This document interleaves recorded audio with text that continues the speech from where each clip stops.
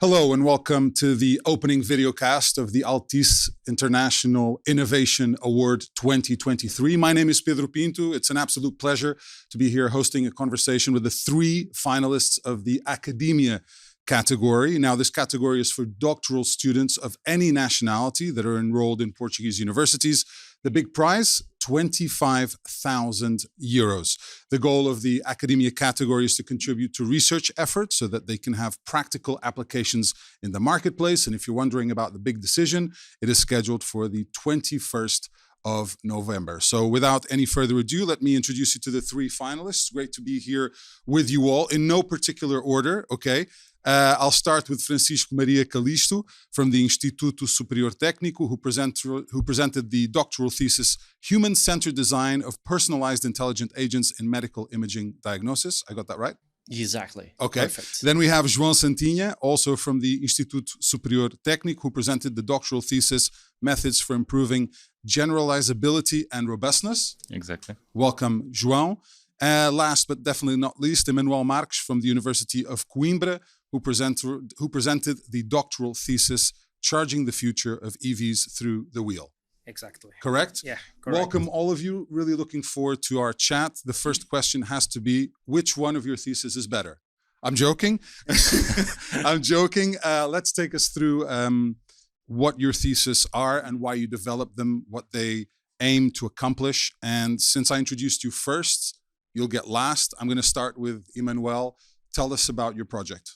In my PhD, I focus on charging, analyzing the study of electric vehicles, Right. in mainly applications for wireless power transfer systems that enables the charging of vehicles without any contacts. This type of systems are already in existence in our smartphones. Our smartwatch already use it, but one key difference from this type of systems is in electric vehicles, we cannot place them one besides the other. The transmitter that in our phone is usually placed on the ground, Right. and the receiver that is placed on the vehicle, we have a large distance between these two transmitter and receiver. And so this large distance will affect the power transfer capability of this type of systems. And so my goal was to find new solutions that could minimize this impact on power transfer and the efficiency. And I came with a solution that uses the wheel as an intermediary stage to accomplish this power transfer. And so instead of having the receiver placed underground of the vehicle, I moved it to the wheels. And so in this way, the distance between this transmitter and the receiver that is placed on the ground is now minimum and only depends on the thickness of the wire of the tire. And so Gotcha. Yeah. this system enables not only to minimize the distance, but also to be available to any kind of vehicle. We can talk about buses, trucks, common vehicles, SUVs. With this application, I can put wireless power transfer systems in all of them with equivalent efficiencies and power transfer capabilities. Wow. So basically, you would be able to charge your electric car without any kind of cable or any kind of refueling station. Yes. You would be able to do it wirelessly. Yeah. Through the wheel of the car as the main conductor. Exactly. Okay. And so with this, we could have virtually no need for recharging, because wireless power transfer system also enables us to charge the vehicle while it's moving.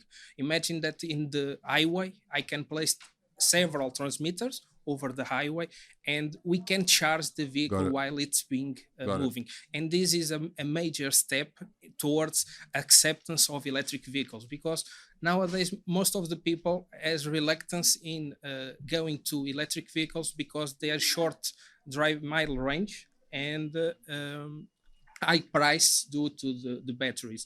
And so if we can shorten this price by reducing the pack of the batteries and enables to charge to extend this mile capability. And you were able to make all of this work? Yes. Okay. Yes. Practical, yes. Okay, good. We'll get back to you. João, your thesis is connected to a different kind of industry that also involves AI and imaging. Tell us about it. So my thesis was developed on bringing together medical imaging and AI, and I've been working with medical imaging for the past 10 years. And 6 years I started trying to bring AI to healthcare, to medical imaging, to radiologists, such that they could perform better diagnosis, screening, assessment of treatment of patients. And one of the things that I realized was that these systems were not fit or were not ready to be applied in the clinical practice. When you change a parameter on the scanner, on the medical imaging scanner during the image acquisition, or change even acquisition, these models stop performing well as they were performing before.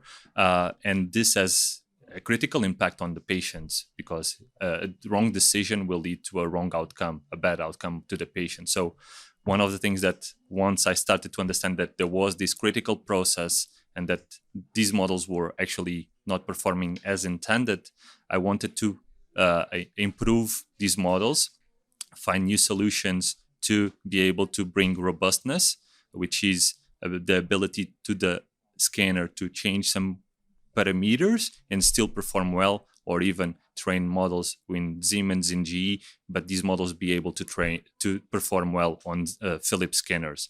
So that is the intention of the work, and that's what we did, both for traditional machine learning, but actually also to deep learning. And you were able to generate a system that could be read by different systems across the board. Yeah. So what we did was we tested both in terms of traditional machine learning and deep learning for images acquired in several hospitals, and then in evaluating these models on completely different images, completely different populations and scanners, such that we would demonstrate that what we were proposing to do, we could actually achieve this. And the coding was done by your company as well? Yeah, by myself. By yourself. Yeah, so it was part of the PhD program, and I did all the work, image preparation, which is a part that we have to do, coding. I used, of course, libraries that are available. Yep. Nowadays, we don't do everything on the pipeline. We reuse some tools, but then I added to these methods that already exist in these two types of AI, machine learning and deep learning. I added this other bunch of code that is able to guarantee this safer and more responsible use of AI models. Francisco, over to you. And your project is in the same kind of industry as João's, and you're actually in the same university as well. I know you know each other. Tell us about yours. So one of the things that we found during a user-centered design approach that we applied in the hospitals is that we don't just need a generalizable artificial intelligence algorithm, but we also need to adapt the AI algorithms to specific demographic characteristics of radiologists. So one thing is, for instance, the way a novice radiologist do decision-making is different from a senior. Right. So we study, and adapt the way we communicate the AI outcomes for specific demographic characteristics of radiologists. And also we adapt for specific needs in terms of a specific hospital workflow and how does it work in terms of that workflow. So hospitals have different needs. For instance, the way a cancer center works is different from a big hospital or a medium level hospital or a small hospital, and you need to adapt to those workflow characteristics. You're talking about the resources, you're talking about the apparatus. The pipeline, okay. Also, they do the diagnosis and so on. So you're looking to standardize everything. Exactly. And one thing that we do is we work with a multimodality strategy. So we have, what does this means? We have mammograms, we have ultrasound, and we have MRI. So we bring these information together, and we have AI models that can bring them together and inform radiologists. This is really challenging, and I believe that João can also say that it's a really challenging thing to bring this amount of data, not just because of the size, but just they are different data. And what brought us here is the possibility to cover the full diagnosis process. We have more data also, so we can go back and do screening as well. But with this amount of data, we can also do treatment, because a breast cancer patient usually, if has a malignant cancer, for instance, the women has like screening, diagnosis, and treatment phases to pass through it. And being here in the middle, doing AI algorithms to the middle, will potentially give us the opportunity to go to screening, do screening, and also go to treatment and provide treatments or predictions to treatments, and specifically predictions to follow up.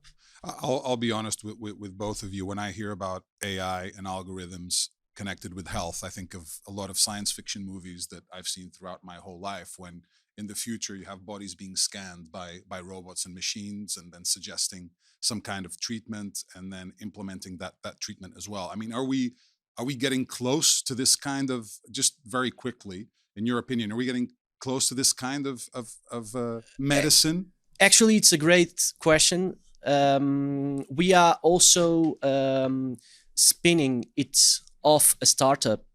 So we have a startup, the name is Breast Screening AI, and we are right now trying to do some technology transfer from academia to the markets. So it means that it's possible.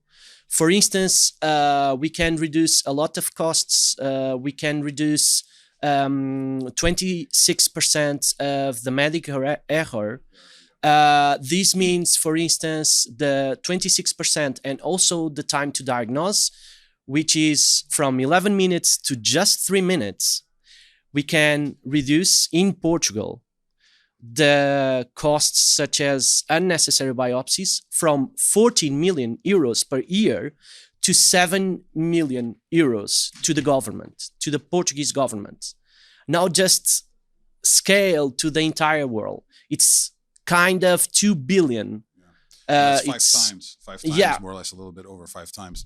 João, you're I'm a bit more skeptical about it. I think we will indeed in the future have AI helping our doctors, and I put an emphasis on helping, because I don't think they will take control.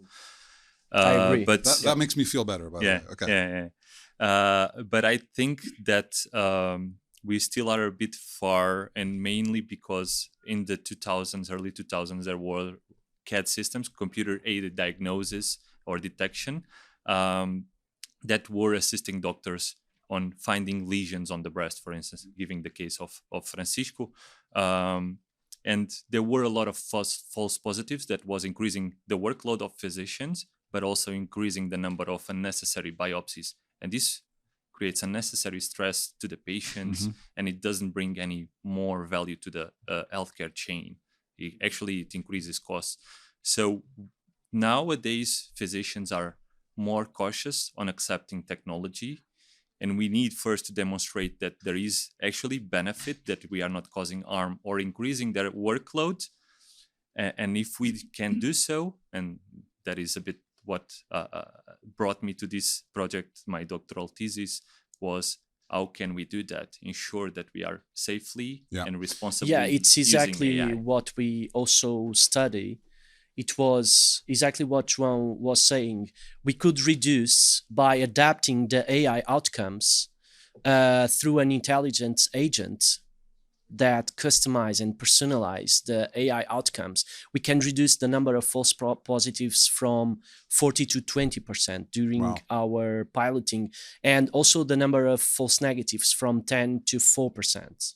So this is the 26% of medical error that can be reduced, and in part means that it's part of the numbers are unnecessary biopsies, as João said.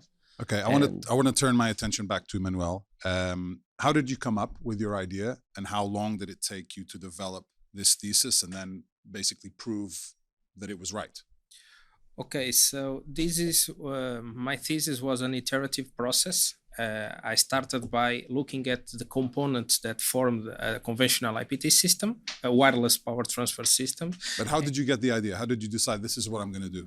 Yeah, during my master's thesis was in this area in which I just abort or optimize one of the components or start by the optimization process in one of these components.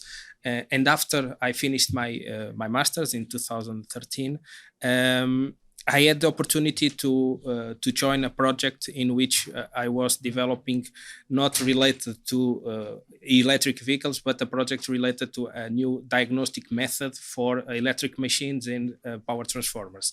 And so for me at the time, I thought it was one good approach, and I took this initiative and I enrolled in this project, but with always the goal of taking my PhD. I always wanted to take a PhD, and so in 2015, late 2015, I enrolled in the University of Coimbra doing my PhD in electrical engineering, specialization in energy, to continue the work that I started in my master's. And so wireless power transfer systems have a lot of components, and each one of them can have an interference in the optimization process that we can achieve the power transfer that we want. We can adjust the power electronics, we can adjust magnetic components, capacitors, and so on, and the power transfer capability will improve. But over this iterative process in which I was always trying to optimize one component and then another one, I had the same problem when I tried to move to larger distance. When I wanted to incorporate this in a truck or in a SUV or even larger vehicles, I had this problem because the air gap was not closing. And so the logical path was try to see if it was viable to move the system to the wheel. And so it had a lot of challenges because the wheel has a moving part, but the vehicle is static. And so we had to ensure that we can transfer energy between a moving radius of the already a rotating system with a static one, and besides that, between the wheel and the transmitter. It was a more complex solution, but in the end, it offers the greatest benefits, which is accomplish power transfer to all type of vehicles, which was my initial goal.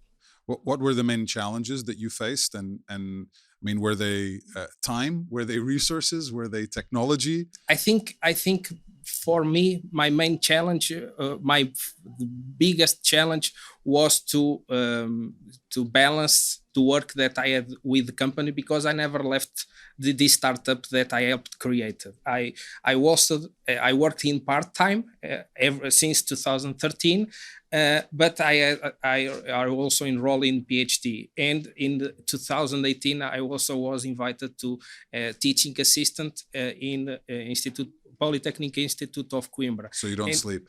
Yeah, and so the problem was I had. So that was a challenge. Staying awake. Yeah, the challenge besides staying awake was to manage the priorities between all of them.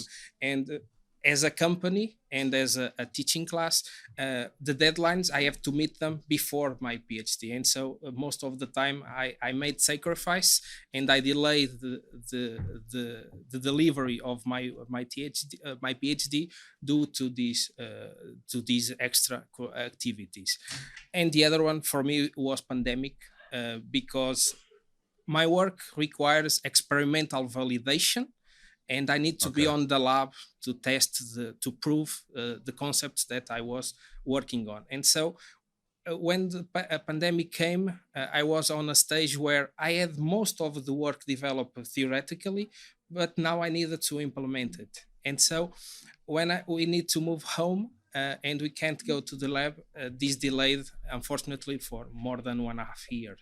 And so this was a roller coaster in which all this work was delayed, and afterwards I had to publish, and my colleagues already know this as well, that publishing, the review process can take up to 2 years. Wow. And so everything it's delayed by this. João, challenges, but first tell me how you started the process. So I had already gained a huge background on medical imaging, and I started the process, as I mentioned, 6 years ago. I started working on bridging the interface between AI and medical imaging, and actually tried to bring this to doctors. And then 2 years later, I decided, okay, I have here a clear project that I can pursue on a PhD and actually be more focused. At the same time, like Emanuel, I was also working as a researcher at the Champalimaud Foundation. So I also had to juggle a bit like you. I also became a teaching assistant of the deep learning course. So I feel your pains. Yeah. And that was the process. So I realized that there was this problem, and that I had an idea how to solve it, and how to make something meaningful, and propose something and contribute to something to a greater good. Moving on to another topic, and I'll come to you, Francisco, first. How important do you think your project is, in this case, to healthcare, and how could this award change the speed, I guess, at which you can progress, and the impact also of what you aim to achieve? So the importance is that we can reduce the medical error, like I said already, by about 26%, and this means reduction of unnecessary biopsies, reduction of burden from radiologists. Also, radiologists with our solution can do a faster diagnosis, and this means like almost 4 times faster, meaning that they can diagnose 4 times more in 1 year. So this is a big shift in terms of impacts. Regarding the awards, and specifically the impact that it has for this cause, if I can tell like that, I need to do from my own budget, a lot of pitch, going to a lot of places, going to hospitals to show the solution, and this is going to help us a lot doing that.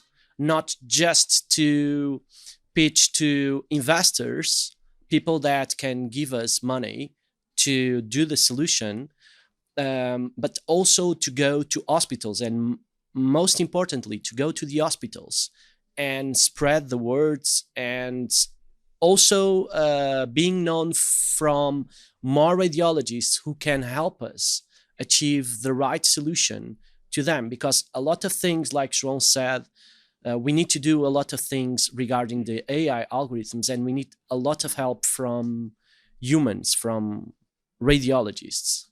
And their time. And right? time, yeah. João, potential of your project and impact of the award. Of the prize. Eventual award. Of an eventual award, yeah. Yes.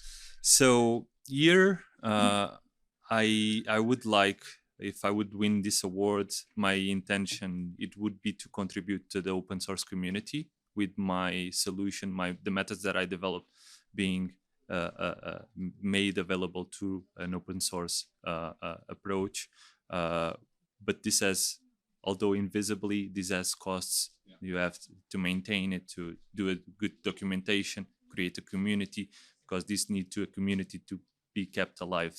And my idea was that if I use so much open source to develop this, I would rather use this to make my work available to everyone that then can adopt in their systems and create their products with this always in mind: robustness, generalizability, safety, responsibility, such that we can actually obtain something that is good and that does good for patients, for radiologists, for healthcare professionals, and that's the idea.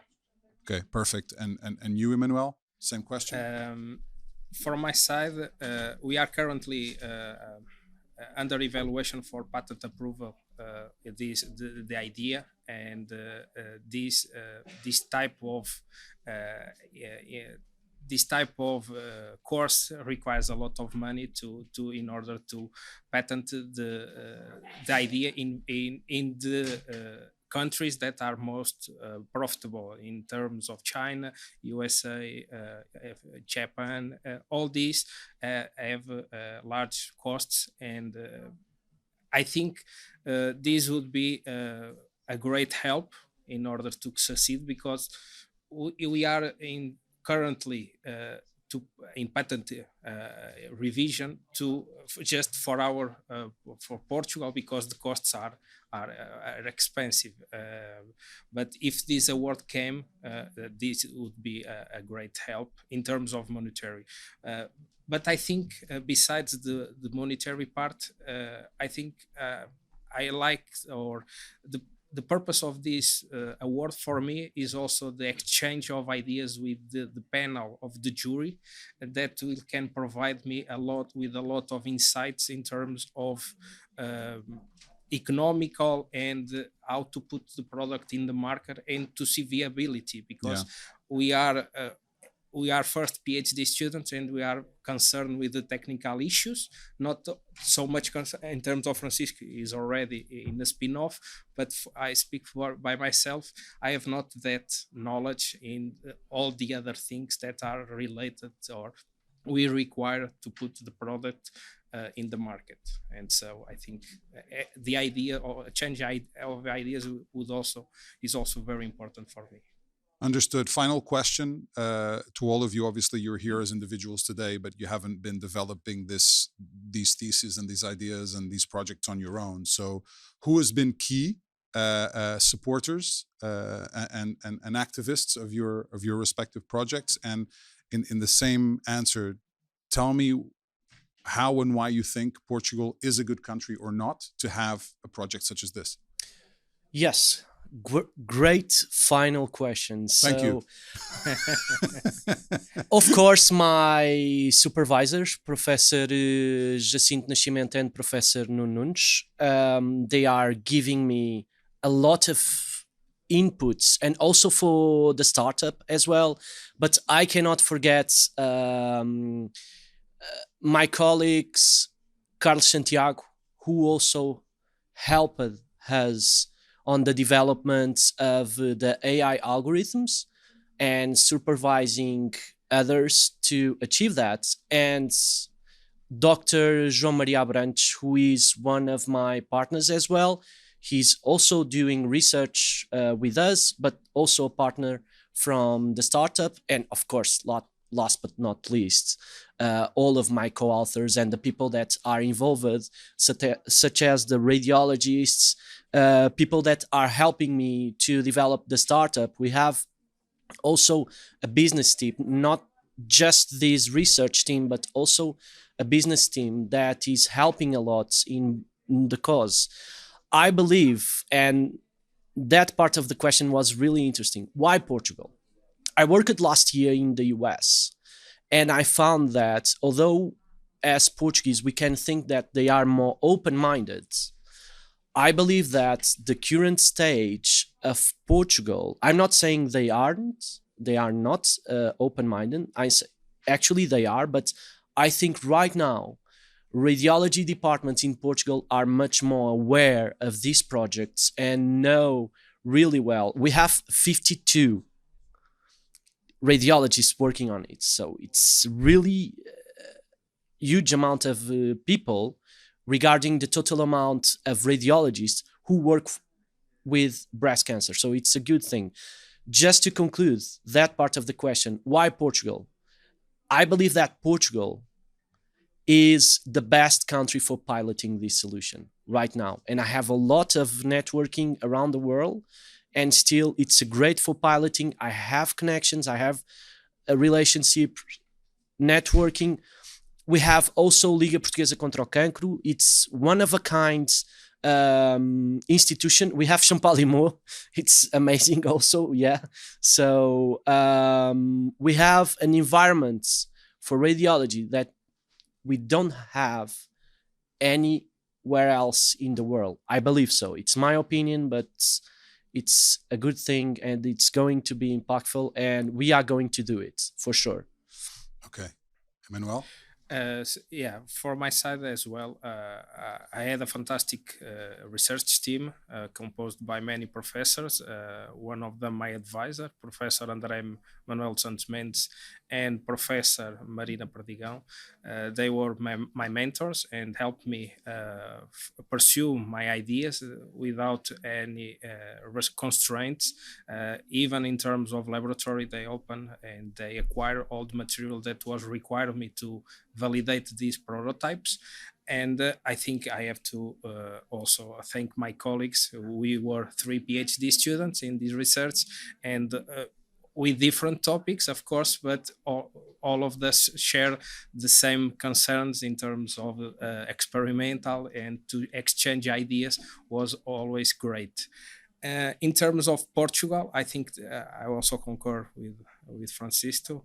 I think Portugal is one of the best sites to have pilot ideas, and in this particular area, since wireless power transfer systems are not yet a well-defined technology, we can each solution that arises in the next few years can be decisive in implementing in all the vehicles. And so by having a good pilot in Portugal could help us reach or attain this process in other countries, because what you are seeing right now is just a few prototypes, a few tests, field tests that we see in North Europe, in UK, some in US, but we are not seeing a large scale implementation of this system yet. And so we are in a tipping point in which if you can enter the market, it would be a very defining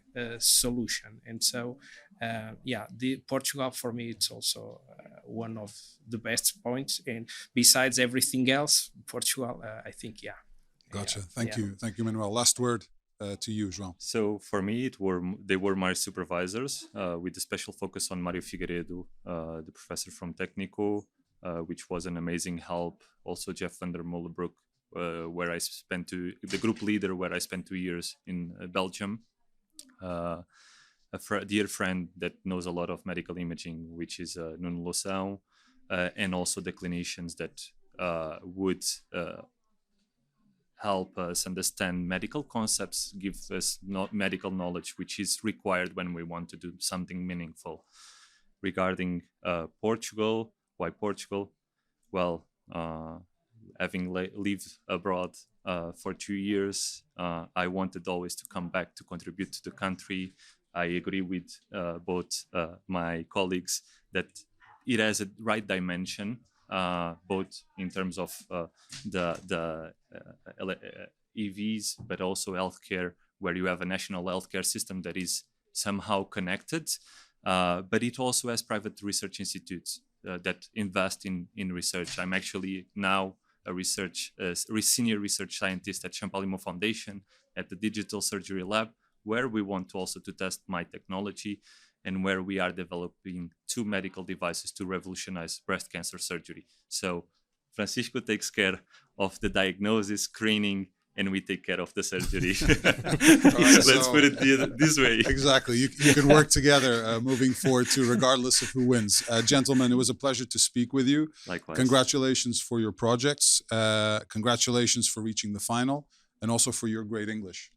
because obviously it's not your first language. So congratulations to that, and may the best man win in the end. But all of you have already certainly won a lot by reaching this stage of the award. And that concludes the first videocast of this series, 3-part series leading up to the Altice International Innovation Award 2023. The announcement, as I mentioned earlier, of the winner will be on November 21st. And I look forward to seeing you for the next 2 episodes focused on other categories for this award. See you soon.